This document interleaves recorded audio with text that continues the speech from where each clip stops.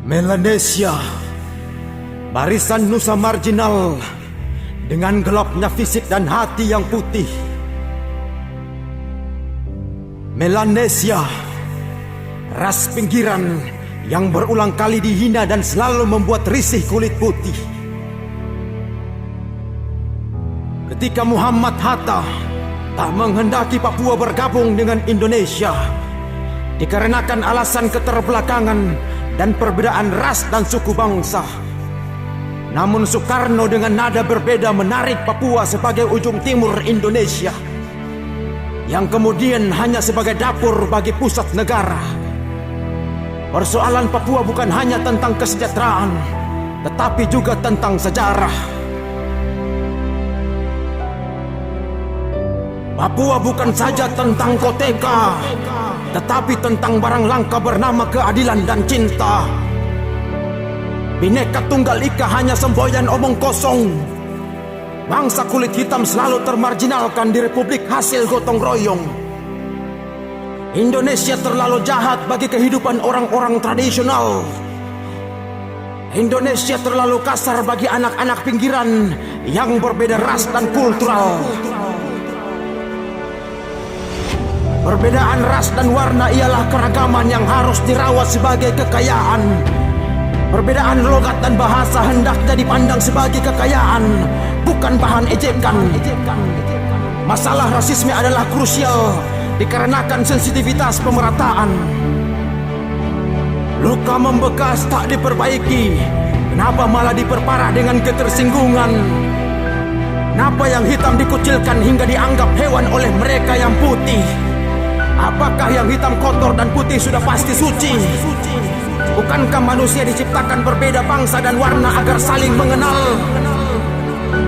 Bukankah Indonesia dan cita-citanya adalah negara bineka dengan persatuan dan keadilan sosial? Kasus rasisme terhadap kami ras Melanesia terjadi bukan hanya sekali. Penghina yang putih berulang kali beralibi, kemudian kami maafkan dengan kasih. Namun kenapa kembali terjadi? Maluku dan Papua dihina dan direndahkan dengan nama hewan. Mungkinkah status kami di republik ini memang sebatas hewan dan daerah kami dikeruk sebagai tambang keuntungan bagi kalian para manusia? Bencana didoakan sementara kemanusiaan dan pembantaian di ujung timur Indonesia dilupakan oleh kalian yang katanya adalah saudara. Hak asasi adalah pemberian Tuhan atas berbagai hal krusial bagi setiap manusia. Kami anak pinggiran bersemangat mengangkat tangan hormati Sang Saka. Namun realitanya kelas kami Melanesia rendah, selalu dipandang sebelah mata. Lumbung ikan nasional yang dijanjikan bagi Maluku tak kunjung terlaksana. Kajian demi kajian, janji demi janji, namun tak lebih sebagai wacana. Distribusi keadilan tak merata sebabkan provinsi di timur Indonesia mayoritas Melanesia menjadi penghuni tetap daftar daerah termiskin. Kami tak bodoh, namun dibodohkan dengan sistem pemerataan yang tak berpihak kepada kami, sehingga derajat kami disamakan dengan hewan. Indonesia bermacam kultur, seharusnya terintegrasi sebagai akulturasi, bukan mengejar dominasi rasial sebagai mayoritas yang ujungnya adalah falsifikasi. Seharusnya distribusi pemerataan keadilan, bukan distribusi mobilisasi ras yang dikemas dalam program pemerintah bernama transmigrasi. Apa? Kesejahteraan? Siapa yang disejahterakan? Siapa yang diperdayakan? Tanah siapa yang dibagi-bagikan? Sawahnisasi dan jawanisasi terselubung dalam dalih pemerataan. Indonesia terlalu jahat sebagai rumah induk bagi kami Melanesia dan negeri kami yang katanya juga Indonesia.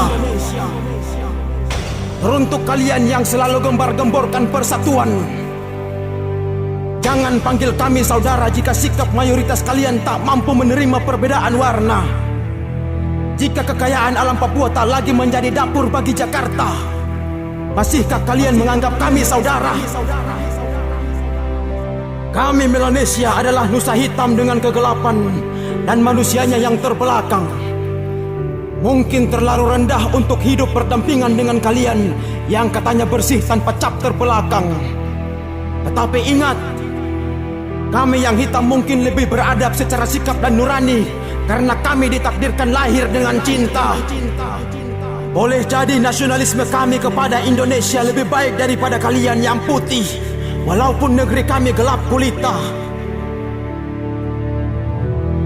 Jika tak sudi menerima dan tak mampu hargai perbedaan, pulangkan saja kami kepada keluarga kami di kawasan Pasifik, agar kalian yang putih hidup tenang tanpa gelapnya kulit kami yang hitam seperti hewan dan daerahnya yang banyak terbelakang tanpa listrik.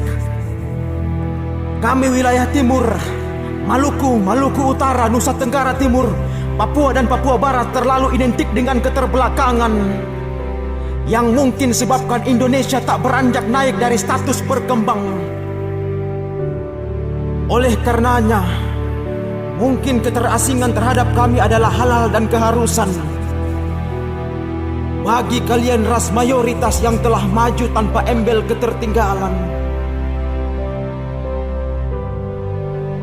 saudara-saudaraku, sesama Melanesia yang masih punya cinta dan masih terbelakang, jagalah negeri-negeri dan saudaramu, karena induk negeri tak mampu lindungi keberagaman dan juga tak mampu menjamin harta karun bernama kesetaraan dan keadilan.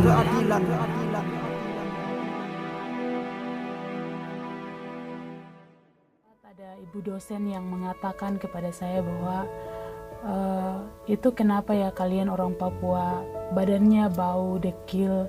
Terus ketika kami ngobrol itu kami susah untuk bernafas. Kita mana? Bon anjing nomor lo tebel tuh goblok. Tengina. Siapa yang bilang tadi? Saya muka anjing bibirnya tebal goblok. Bangsa kita sudah menjadi bangsa saya sebut pelacur politik, melacurkan suaranya demi pembayaran. Lalu kemudian demo karena pemimpin kita korupsi, lalu marah karena pemimpin begini.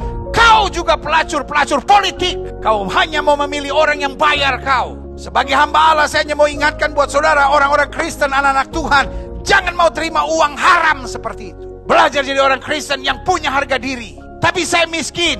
Miskin bukan berarti kau harus jadi pelacur politik. Saya nggak mau Indonesia rusak hanya karena pelacur politik yang menerima 100.000. Lalu pasangan lain kasih 150.000. Oh, kok dia kasih lebih banyak? Jadi akhirnya pemimpin yang terpilih bukan pemimpin yang berkualitas. Indonesia perlu dipulihkan Tuhan. Indonesia perlu dibebaskan dari pelacur politik. Rakyatnya tidak boleh jadi pelacur politik. Tapi pemimpinnya jangan jadi perampok uang rakyat.